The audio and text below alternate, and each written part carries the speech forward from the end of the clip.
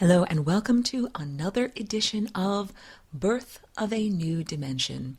This is the weekly 1-hour exploration into consciousness, higher dimensionality, multidimensionality, interdimensionality, aspects of time, and the way that awareness, space, and time fit together into a graphical representation of the way that energy flows in the universe. These shapes and patterns of the way that energy flows are significant.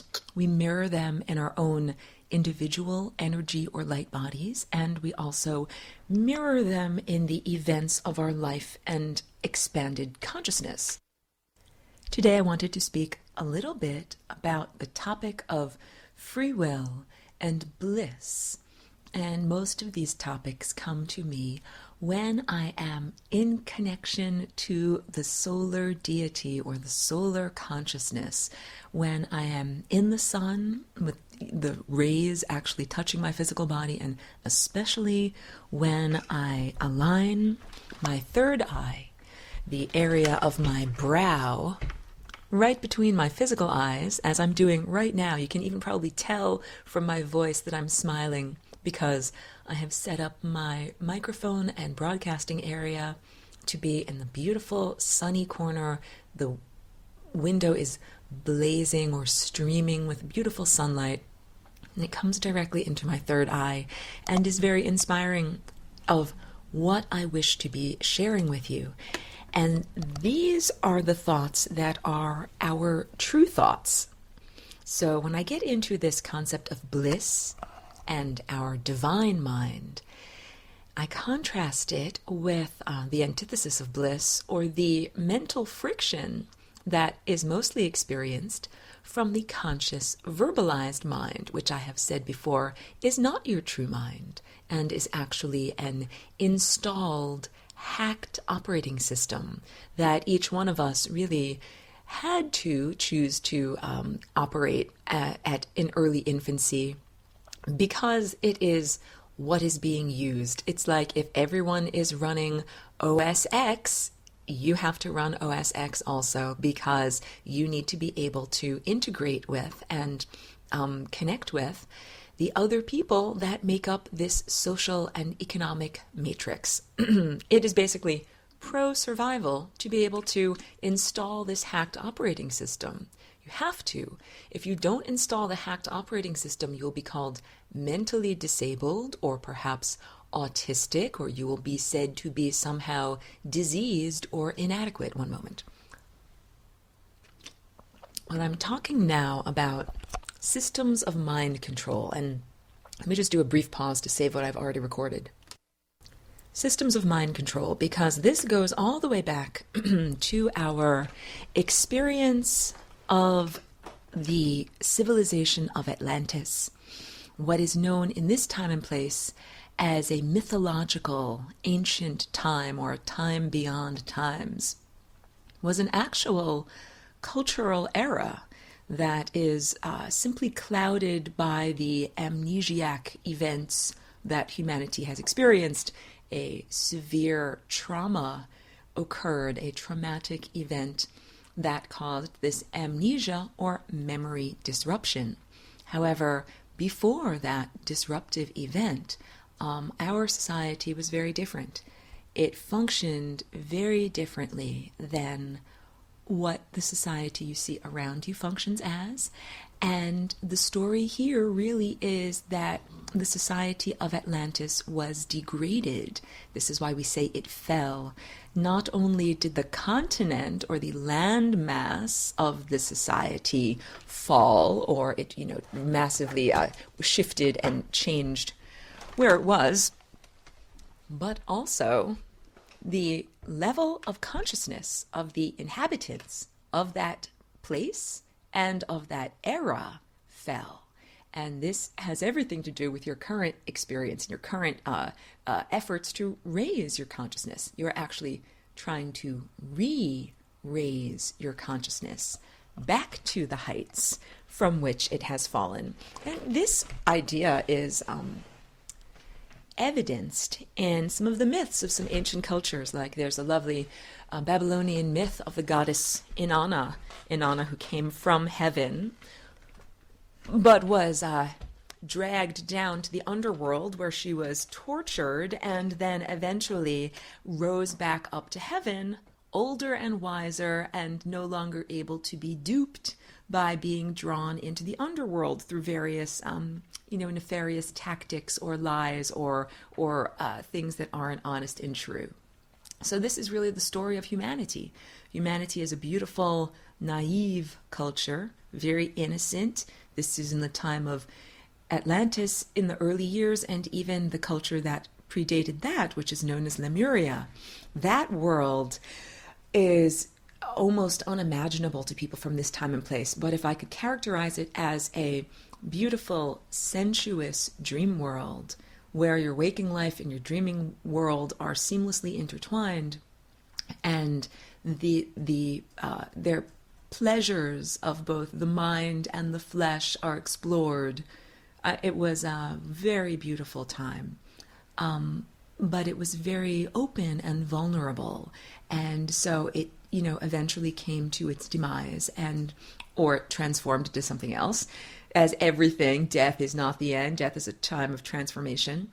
And then when we get into the time of Atlantis, there was a high era or a brief period of perfection, and then there was the diminishing of consciousness.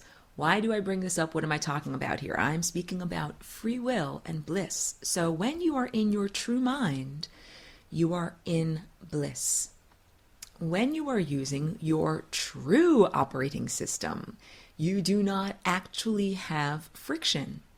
And conscious, verbalized thought, we could now say, is analogous to friction, or the evidence of an inefficient motor. So when motors are inefficient, they let off heat and sound and vibration. When they are totally efficient, they are silent, and all of the energy that the motor produces is utilized by the motor. It's not let off by sound or heat. Your mind making conscious verbalized thought is the evidence of energy escaping your motor. Your energy is not being utilized. It is actually being siphoned off, and we experience it as verbalized thought.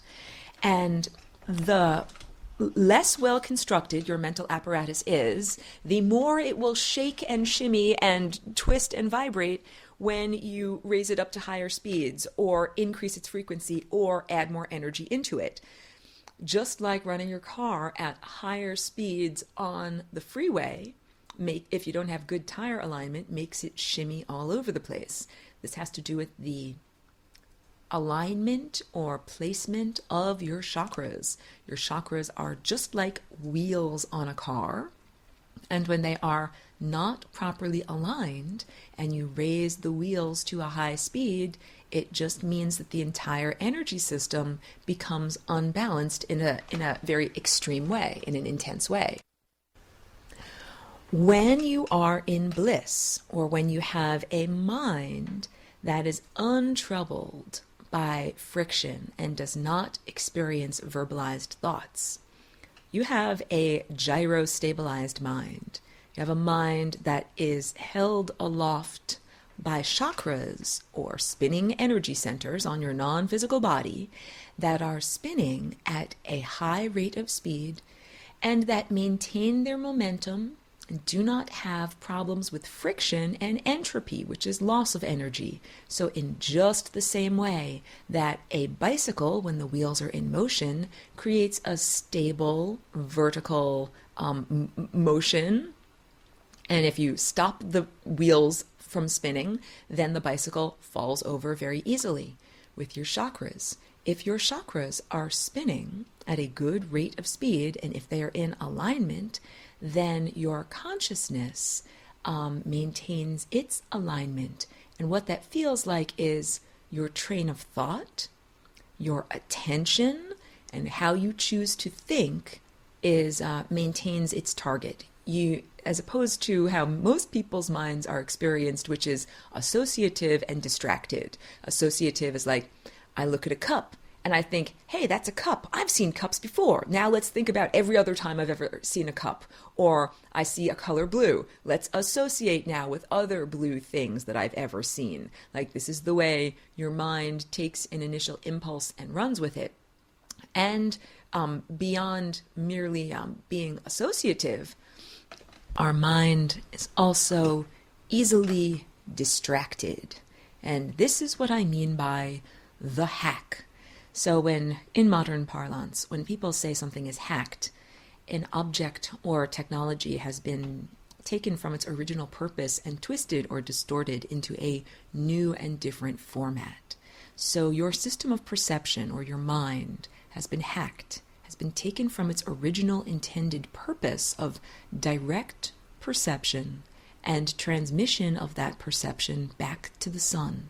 Everything you have, your consciousness, your physical body, the material of this world, and all of the nourishment that you use to make your body go, is all borrowed sunlight.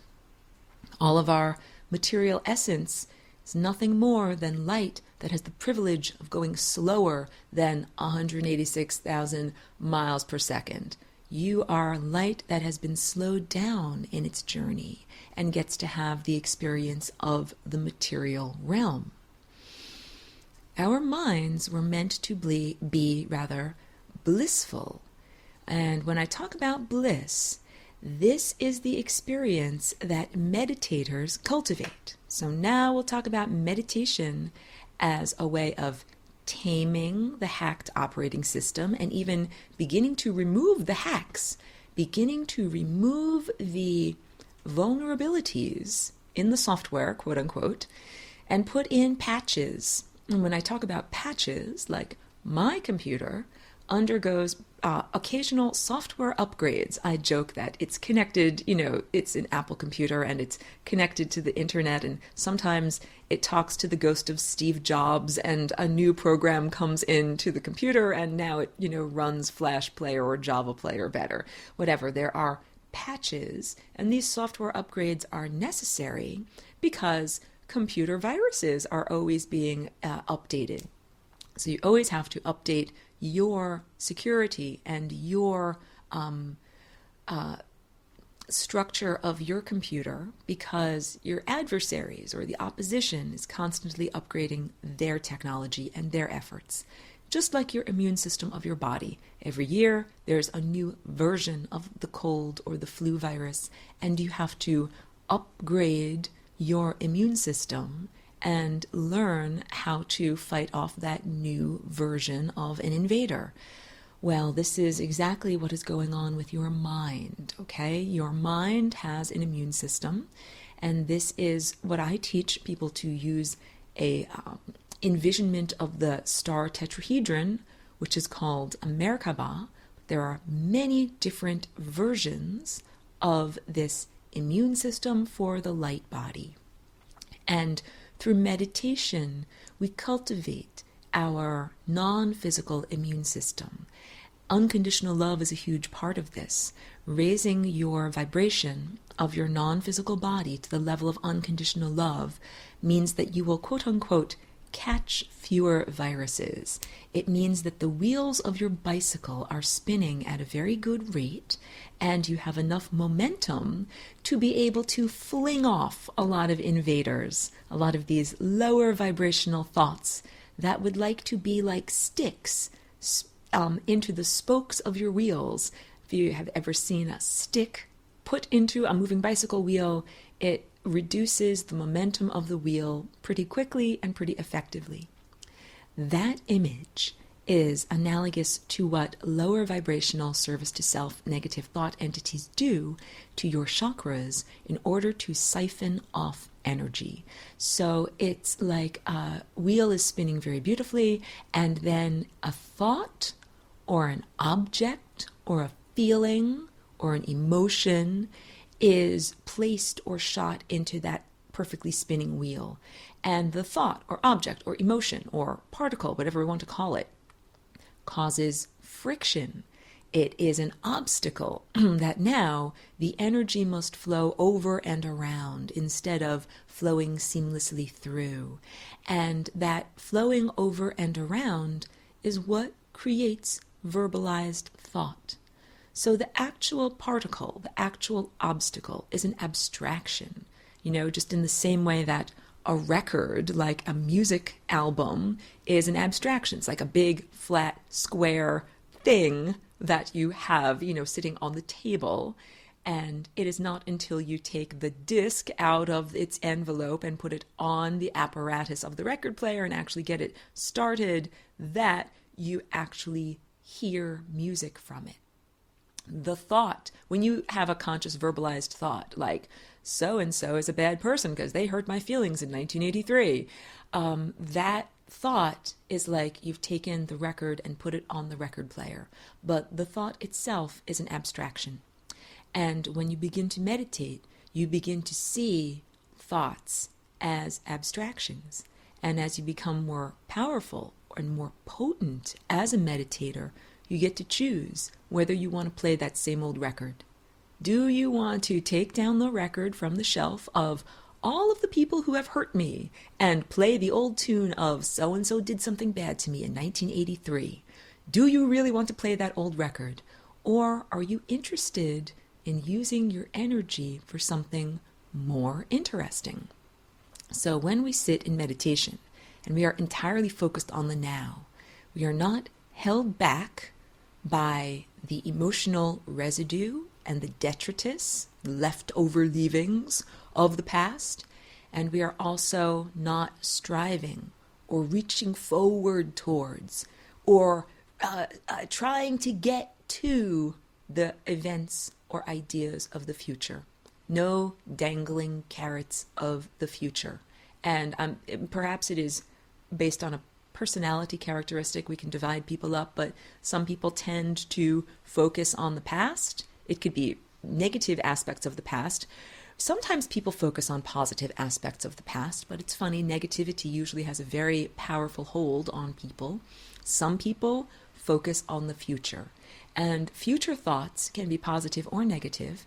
When they are negative and uncomfortable, we call this uncontrolled thoughts about the future anxiety.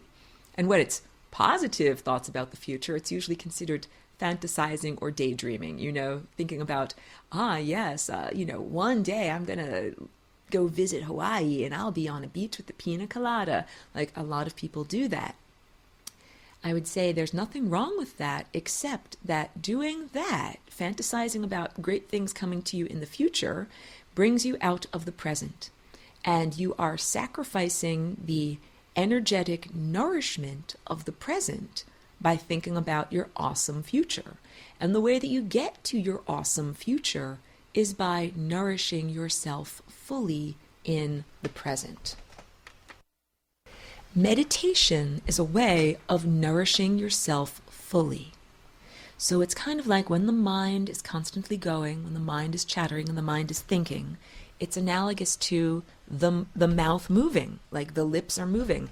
And if you're constantly talking, then it is much harder to chew and swallow your food. In fact, if you think about like trying to feed a little baby, if you've ever been a parent or a babysitter, you're trying to get that little kid to get the spoon to go into the mouth, and the little kid is like blah, blah, blah, blah, blah, and their mouth is going all over the place, and they're turning their head to the left and the right. It makes it that much harder to actually get baby food into the little baby. Well, your mind, our minds, are like the little baby. And the universe is like a beautiful parent that wants to feed us with wonderful nourishment. The nourishment is the moment of the now. When we are thinking and chattering and constantly thinking about the past or striving for the future, we are like the little baby, twisting our head away, looking over here, spitting out the food. It's like very little of the actual baby food gets into the baby. During your daily experience, unfortunately, this is not true of everyone, but I'm making a blanket statement for most people, the experience of daily waking consciousness means that you ingest very little of the nourishment that is being presented to you by the universe, because your awareness is constantly being distracted and diminished. These distractions and diminishment of coherence of your consciousness happen not only through media or your phone or, something, like that. These distractions also arise internally from the external hackers. So it's pretty important now. We're starting to get to questions of whose mind is it? Who's in charge here? Who's in control of the mind? You are the owner and operator of your mind, but are you in control of it? I think that it's pretty scary when most people first start to meditate and really observe. They recognize that most of their thoughts are not their own. Most thoughts do not arise from you. Most thoughts are exterior entities. They are non-corporeal. They are semi-corporeal at best, and they are flying around at large, looking for a fatty idea catcher within which to reside.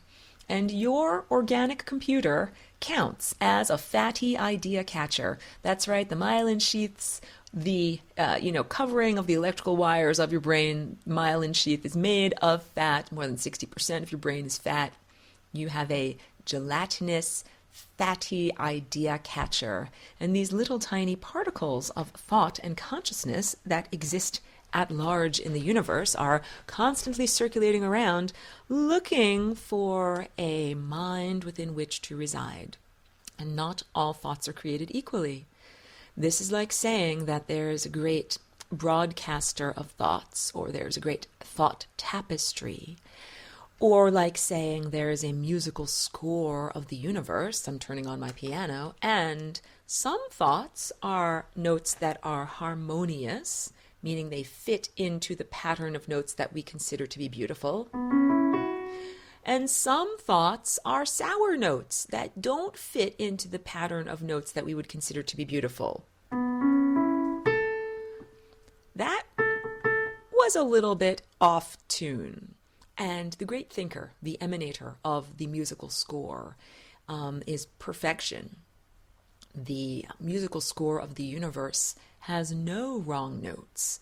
So there are thoughts that are intentional and appropriate thoughts. These are thoughts that coincide with the beautiful musical score of the universe. And then there are thoughts that are sour notes that aren't supposed to be there at all. But all of these notes exist, and they are all looking for a mind within which to reside. And you are the owner-operator of that mind.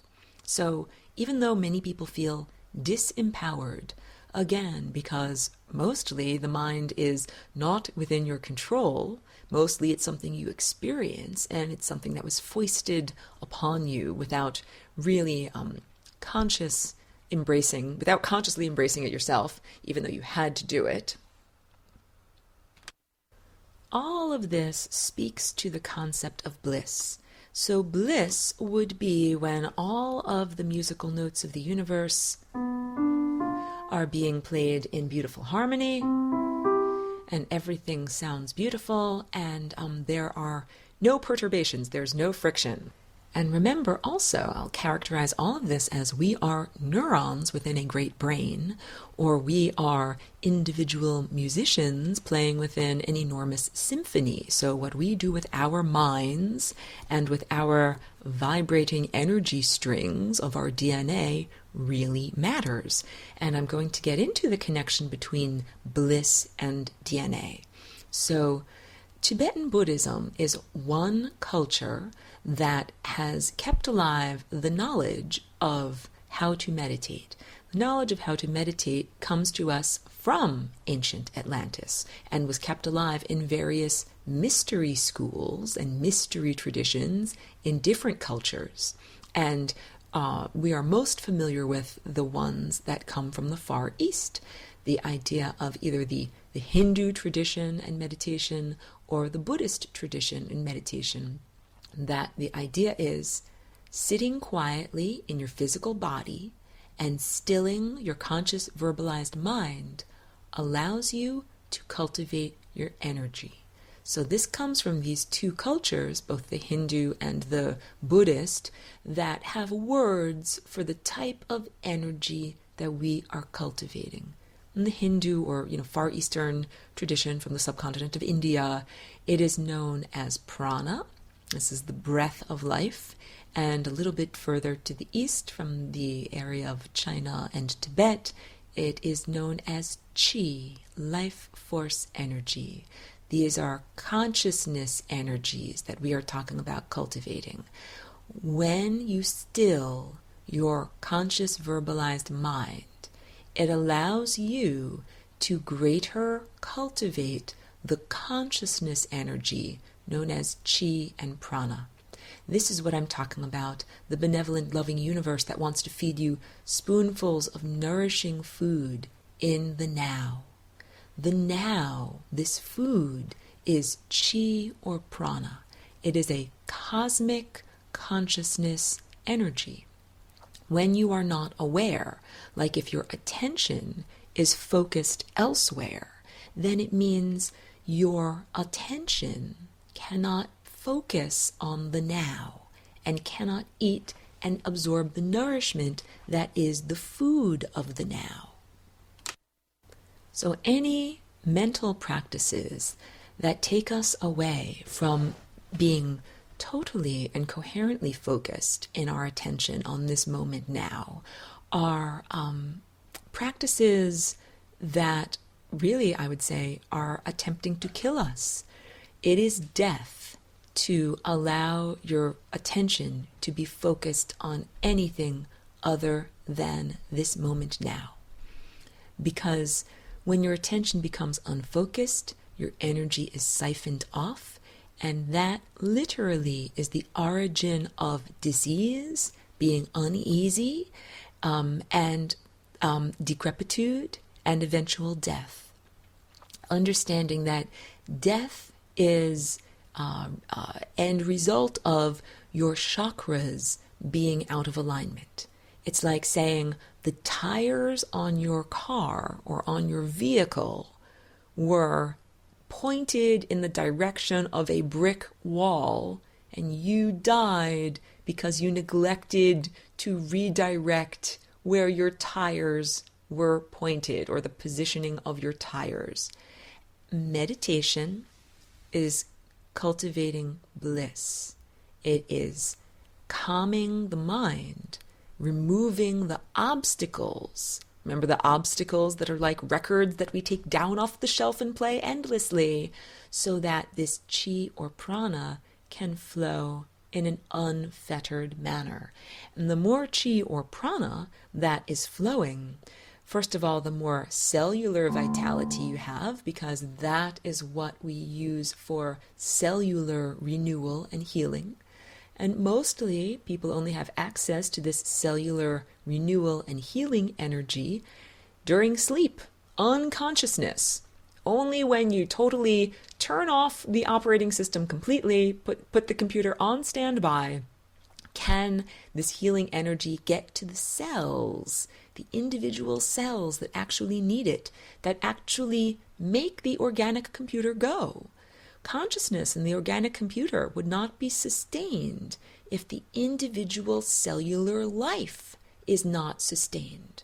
So having a constantly chattering mental program is a program of death. It is making you have less vitality. It means you cannot eat and ingest the nourishment of this profound moment of now, and that you do not have all of the energy that you need for your consciousness to continue on its journey. I have just done half an hour on the negative. Now let's do on the positive. So we've just done when the mind doesn't work properly. There is friction. What is entropy? Now let's do bliss. This is where we're headed towards. This is what we want. This is what we wish to cultivate. Bliss is a form of thought. When I speak with people, sometimes they say, but Aurora, can't get rid of my mind. How will I do things? How will I do things? How will I drive my car or do my taxes? All of these administrating, conscious alert, problem solving things, I will tell you that it is possible to do all of those things in a state of bliss. Maybe not do your taxes, because when I do my taxes, it's TurboTax, it's a computer program, and it's designed to bring up the antithesis of bliss, I will tell you, all right? It is not very intuitive to use. The flow is not very easy. In fact, anytime, if I have to take part in regular earthly human society and I have to do one of those phone prompts like at the bank, if you want this, press 1. If you want this, press 2. If you want this, press 3. Those things take me out of bliss. I'll give you a few more examples. There are some things that take me out of bliss because they take what should be like a dance of your mind that you don't really have to think about, and they slow it down into something that is slow, clunky, laborious, much more difficult to do. Some things can really only be effectively done or performed at greater speeds. And when you slow them down, they get distorted and they're not what the original movement is. So if you could think of something like doing a cartwheel or some kind of tumble salt that requires momentum, and if you're like, okay, that's great, you just did that cartwheel nice and fast. Now let's slow it down. Now do it like at 1/4 of the speed. All of a sudden it becomes very difficult to do because the momentum is part of what carries you through the action. And when you say do it slower, then all of a sudden the gymnast is tripping over their feet and, doing it in a very ungraceful way.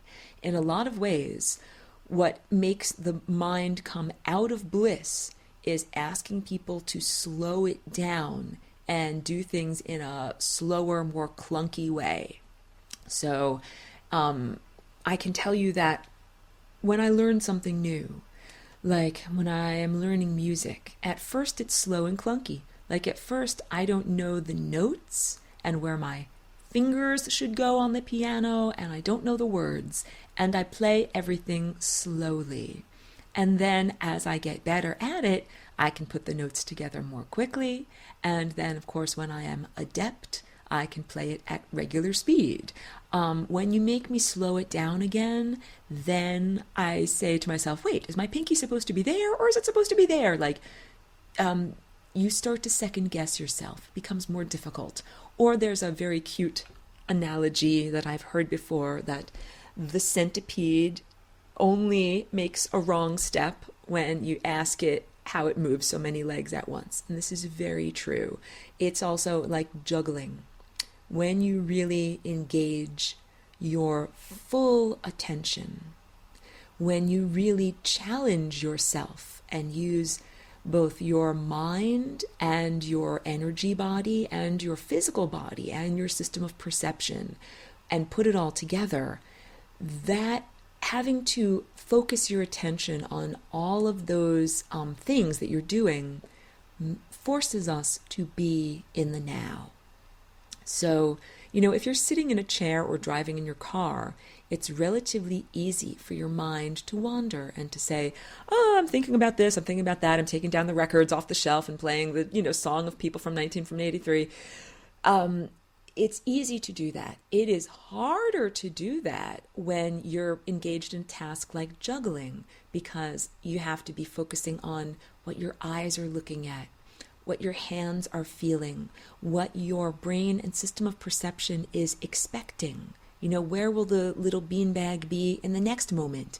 And keeping all of those aspects of consciousness alert and moving coherently means you don't have time or energy to focus on taking down the records of all of the things that happened to you in the past, or even thinking about how you have to hand in your term paper next week or do your taxes on April 15th or any of the things that you have to do in the future, the pile of dirty dishes that's waiting for you in your sink, ha ha ha. No, you are focused entirely on this moment now.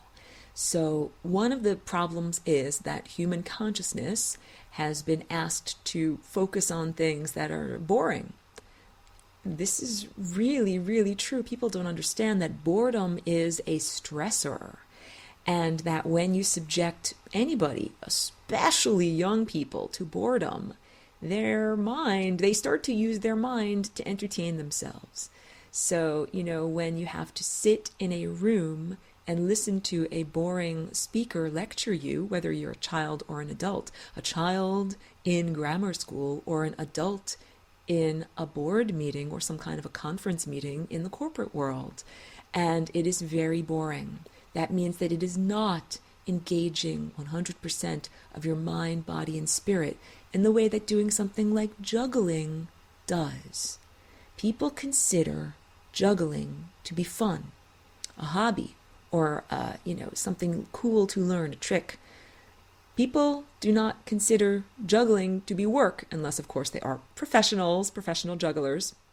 But going to school or sitting in a class or sitting in a conference hall, is work. Now we get down to work. Now we get down to the antithesis of bliss. Bliss is when your mind is allowed to work in an unfettered way, and you go from moment to moment and thought to thought and activity to activity with a minimum amount of friction and a minimum amount of conscious verbalized thought. And there is a minimum amount of necessity for those conscious verbalized thoughts. And when we make a person sit in a chair and have a drone-like boring speaker that comes along that does not fully engage their mind, then it means that that person is going to look for something to do with their energy. So, I usually doodle in the margins and draw pictures in order to entertain myself, but understand that the mind will begin to think and do its thing, and this is a reduction of bliss.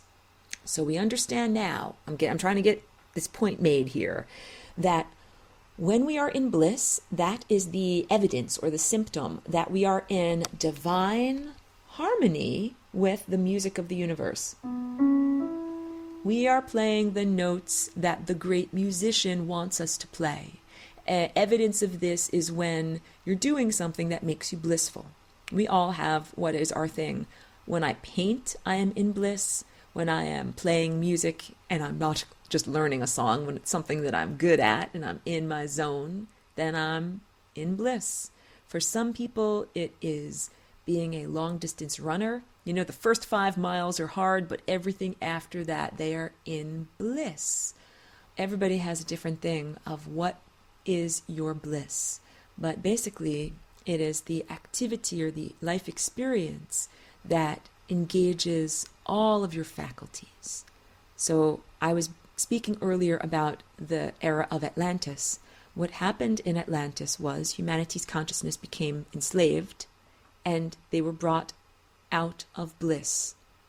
No longer were humans allowed to simply go about their day, having one thought lead to the next thought or one action lead to the next action in a seamless, natural flow of blissful energy.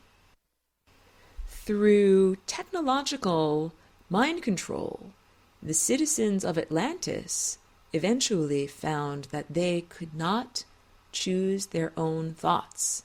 Their volition had been removed. And this was a very cunning mind control because they weren't even able to think the thought, I am being mind controlled. Like that is heavy mental slavery. And it must be understood that human consciousness is innately intertwined with Earth and Earth's consciousness. And human consciousness has an effect on the planet and the planetary structure. Human bliss is necessary to maintain the coherence of this Earth plane. This is really important. This speaks to the current regime and, the extraterrestrial and extra-dimensional overlords that have been diminishing human consciousness on Earth's surface for so long. Hey, Aurora, how come we aren't all just technological slaves like we were in Atlantis? How come we can actually think like, hey, I'm a slave? If you're like in old Soviet Russia, we use this as an example of like a totally domineering society.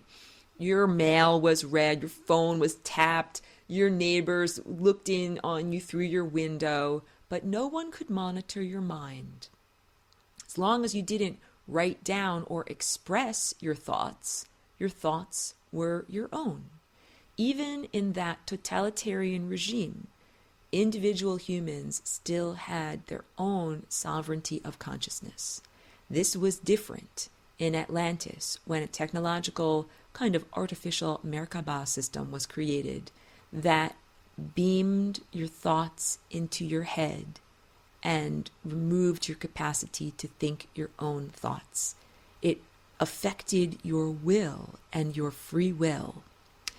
And so really the topic of this episode today is free will, because it is a free will universe. Aurora, what does that mean? This means that this world was created so that consciousness could freely explore itself. This is how we can understand the presence or the existence of evil activity. We can say that person over there, that's murdering babies or whatever, incinerating villages, is evil. They're doing these actions so that they can learn that it is not efficacious to harm others. They're learning that this is not how you travel to source. This is how you travel in the opposite direction and become part of the Bose-Einstein condensate at the opposite end, at entropy far away from source. The experience of mental enslavement in Atlantis caused a degradation of Earth's magnetic field and affected the placement of the continents and the gravitational field that holds everything together on Earth. So here's what you need to understand. Your bliss is essential for the health of the planet. When you are in bliss, I have said before, it means that you are playing your notes in tune with the great conductor of the symphony. When you are not allowed to play your notes, they might be nice notes, they might be perfectly nice notes. There's 3 perfectly nice notes, but they're not the notes you were supposed to play. Someone else reached into your mind and made you play instead of. And the universe didn't want that. And in Atlantis, the entire culture was hijacked is one word, distorted or diverted, and no one was allowed to play the notes that the great conductor had created for the musical score. And what happened was the entire planet could not be sustained. There was not enough consciousness bliss to maintain coherence on the planet. So, of course, there was a cataclysm, a lot of things happened. So the people who like to control and dominate other people's minds learned, wait a minute, if you do 100% totality, complete control and domination of people's minds, it leads to a cataclysm. You need to do only a certain amount of mind control. It's like saying we need to dumb it down, but we can only dumb it down so far, because if we dumb it down too far, it leads to total destruction. So one of the activities that leads to bliss is sex and sexual orgasm. When people meditate and they start to cultivate their light bodies and they use some of these techniques from the Far East, which, P.S., they're techniques that are called tantric meditation. Usually in the West, the word tantra is associated with sexual practices, but tantra really is about utilizing your chi or your prana for cultivating consciousness. And it doesn't necessarily have to be done using intercourse as the action for cultivating consciousness. Meditation as a single person can be the activity that you use to cultivate consciousness, but you are in the tantra, the experience of divine lovemaking with the universe. When people make love, not merely have sex to procreate, but when people make love, the energy of the system, of the two intertwined energy systems, like both partners make a circuit, and the circuit makes a tone, just like I've said, this is A, this is a tone. When you get your energy flowing in a certain way, it makes a tone. And that tone is blissful. And that is the only way that conception happens. that in order for life and consciousness to enter into this realm, there has to be some amount of bliss. That is a vital portal of consciousness. So, in order to conceive, this is another reason why not just take away all bliss? Why allow any amount of bliss to remain? And the answer is, if you took away all bliss, you would no longer be able to have procreation. There would no longer be babies conceived, and there would no longer be live birth, and the species would die entirely. A little bit of bliss is necessary to conceive of life, to conceive a child. So, yes, sexuality and the moment of orgasm is what most people are familiar with in terms of bliss. Most people, unfortunately, haven't found healthy ways of creating bliss in their life. And so they are only able to find that brief, moment or two of bliss at the moment of climax.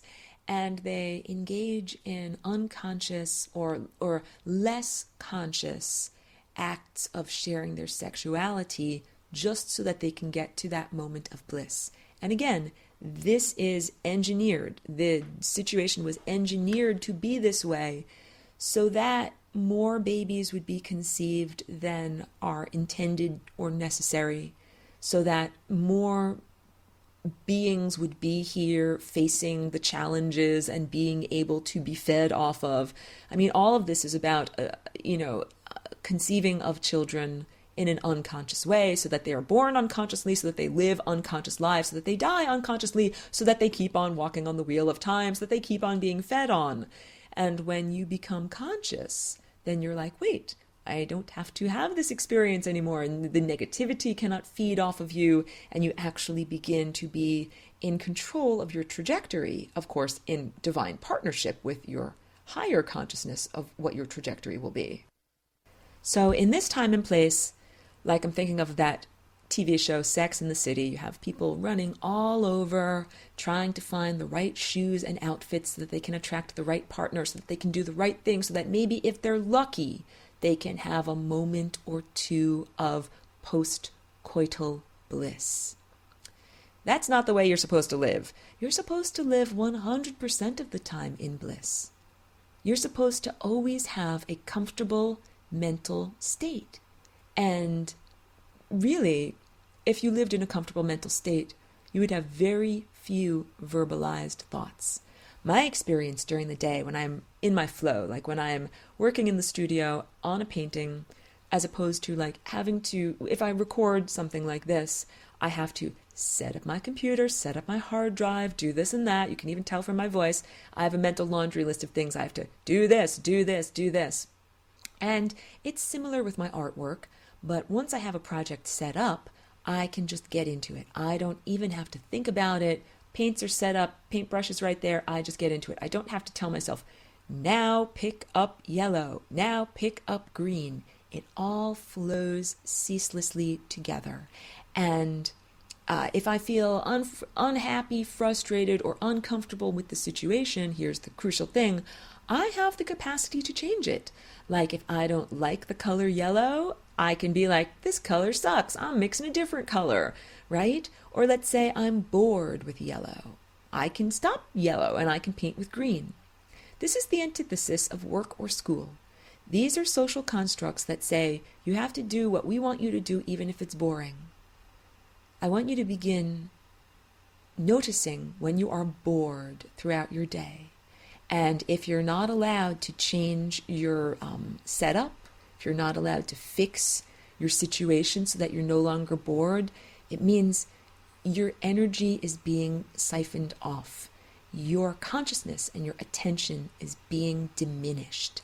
And none of us should have to suffer with being bored. None of us, that is literally your soul is dying. Your soul is saying, help, I'm dying. I can be doing way more than this. And when people speak about, what percentage of the mind or the brain humans are using, and they say humans use 5% of their brain, it's like humans only are taught to use a tiny fraction of their brain or their neurology and are encouraged to sit passively in situations of stultifying boredom. And we all owe it to ourselves to perform the revolutionary act of no longer being bored. If you find that you are bored, there is always a different, well, I would say, like even if I can't get up and go somewhere else, will usually start to draw a picture or do something productive with my mind. But we all deserve to use our minds and our time to its best capacity, to its highest capacity. So it is a revolutionary act to say you choose not to be bored. It is revolutionary of consciousness to say that you choose not to have your energy siphoned off through entropic thoughts. Because these thoughts want your energy. They want to feed off of you. And not just you, it's impersonal. They want to feed off of humanity in general, because these thoughts do not have their own conscious, innate divine connection. So here's what it all comes down to. Each one of us has a conscious, innate divine connection to the great composer, to the musical score of the universe. The truth is, you don't have to have an external authority figure telling you to play these notes as opposed to these notes. You don't need to have someone else telling you what to do. We all have our own internal guidance system that says, I wish to do this. Now I wish to do this. You know something? When I play the piano for a little bit, I enjoy it. At a certain point, I'm bored. And then I say, it's now time for me to end this activity and do something else. When you work, you don't get to say, I'm bored with this activity. I want to do something else now. For many years, I worked as a custom framer. And during my workday, I didn't get to say, I'm bored with cutting mats. I want to do something else now. I said, I have to cut these mats because this is what my boss or my clients want me to do. And now when we look at human society, we understand that almost everyone is making compromises with their mind and with their consciousness about what you would like to be doing with your mind versus what you actually are doing with your mind. And it's not as bad as it was in the time of Atlantis, because you have some volition, you have some choice. Some places where you work, you can listen to music on your headphones and have a little bit of mental sovereignty, but you still have to be doing something for someone else. This is the revolution that needs to happen, because that diminishing of consciousness, that diminished level of consciousness, first of all, is not by accident. It has been engineered. Second of all, it has been perpetrated upon humanity. It does not arise from humanity. Ha ha ha. I find it so funny when humans are self-critical and when they say, look at the horrible world we've created for ourselves. Ah ha ha ha. You haven't created the horrible world for yourselves. No, others did a great service by creating a horrible world for you, which then, of course, created your diminished consciousness and perception, and which you then reflected as behaviors and actions and the emanations of diminished consciousness. But no, humans did not create the idiocracy. It was perpetrated against them. Humans will be creating their own sovereign realm of freedom. This is what we are heading into. Everyone should have the choice of what they do with their own mind. When, in the future historians will look back on this era the same way that people in this day and age look back on, Victorian England, Great Britain in the 1800s, the Industrial Revolution, where little tiny children were forced to go to work in factories even if they didn't want to. Everybody was forced to work under extreme, arduous, and dangerous conditions, and humanity basically worked to serve the process of industrialization to work for machines, to work for overlords, not to work for humanity, all right? The way that you look back on that era, future eras will look back on this era. That you were forced as a child to sit in a desk in a classroom and stare at a blackboard and listen to a droning lecturer for, 6 hours a day. And that in adulthood, you were forced to live in a cubicle under fluorescent lights in front of computer monitors, that you didn't get to choose your activities, that they were assigned to you by your boss. And then at the end of your 8 hours in a mental straitjacket, you were, quote unquote, allowed to do what you wished to do with your own consciousness. And the whole idea of that, of having to sell your consciousness time to someone else so you can then have money to live, is going to totally be flushed down the toilet. And the idea of doing that would be beyond laughable, beyond ridiculous, beyond antithetical to your purpose. Because in the realm that we are heading into, the thing that will be truly valued is mind and perception and consciousness. And so to sell your time and your consciousness to someone else just to have a little bit of bread to put in your belly so that you can eat would be considered not a very good trade at all. Like, you want me to do this just so I can get that? It's kind of like when we say, like, okay, like, would you like to go and work in a dangerous factory and get your arm pulled off in the machine? Like, we say, like, no, I don't really want that job. But, in the 1800s, people did want that job. In the 1800s, people did want to be a coal miner and, get black lung and die horribly just so they could get a little bit of money for their family. The era that we are in of consciousness is shifting, and the things that people have accepted and put up with will no longer seem to be acceptable. In fact, now we will look on those things as totally unconscionable and antithetical, like keeping animals in cages, or horribly torturing circus animals. We'll understand that it is the evidence of a very unenlightened time. So let's end this broadcast on envisioning a much more enlightened time when all of us on the surface of Earth will choose what we do with our daily waking consciousness. We'll do beautiful things with it. Thank you for tuning in. Please tune in next week. We will do more beautiful things with our consciousness.